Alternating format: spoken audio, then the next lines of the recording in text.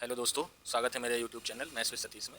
आज हम लोग फिर क्लास 10th की पहला चैप्टर मासा एवं लासा यानी महत्तम समापवर्तक एवं लघुत्तम समापवर्तक देखेंगे, जिसमें क्वेश्चन आपको दे रहा है, देख रहे होंगे।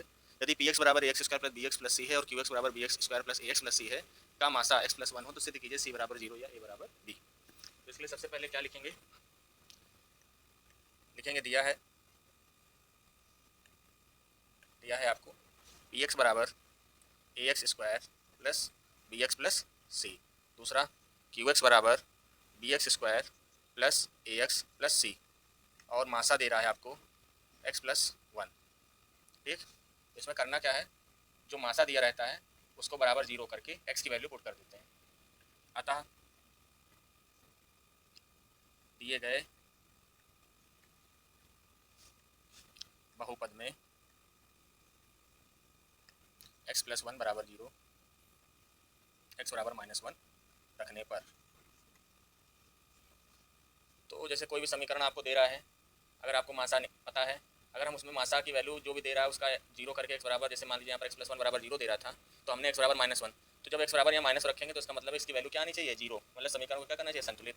इसलिए सबसे पहले पी एक्स में रखेंगे, तो यहाँ रख रहे हैं ए की वैल्यू क्या है आपकी -1 का होल स्क्वायर, प्लस बी की वैल्यू क्या है -1 प्लस सी बराबर 0।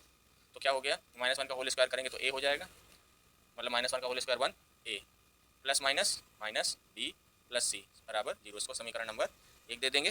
फिर इसी तरह से क्यू एक्स बराबर आपको क्या दे रहा है, B X square plus X plus C. अब इसमें भी यही करेंगे, क्या रखेंगे, बी एक्स की जगह -1 का होल स्क्वायर प्लस ए -1 प्लस सी बराबर 0। तो -1 का होल स्क्वायर क्या 1, तो यहाँ हो गया आपका बी प्लस माइनस माइनस, यहाँ हो गया ए प्लस सी बराबर 0, समीकरण नंबर 2। अब इसमें आपको दो चीज़ें सिद्ध करनी थी, सी बराबर 0 या ए बराबर बी। तो सबसे पहले हम सी बराबर 0 सिद्ध करते हैं। तो सी बराबर 0 सिद्ध करने के लिए क्या करेंगे, समीकरण 1 व 2 को जोड़ने पर जैसे ही देखें आप, अगर जोड़ेंगे इन दोनों को, तो ए यहाँ प्लस का है, यहाँ माइनस का है, तो 0 हो जाएगा। इसी तरह से माइनस बी प्लस बी 0 हो जाएगा। सी और सी बचेगा, तो सी और सी क्या हो गया, 2c बराबर 0। तो सी बराबर क्या हो गया आपका 0। फिर समझ लीजिए ए माइनस बी प्लस सी और बी माइनस ए प्लस सी, दोनों समीकरणों को आपको जोड़ना है। ए से ए कट जाएगा, बी से बी कट जाएगा, सी बराबर क्या हो गया 0। एक आपका सिद्ध हो गया।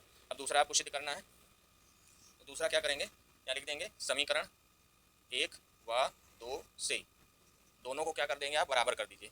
जब दोनों को बराबर करेंगे, ए माइनस बी प्लस सी, दोनों 0 हैं तो दोनों बराबर हो जाएंगे, यहाँ हो जाएगा बी माइनस ए प्लस सी।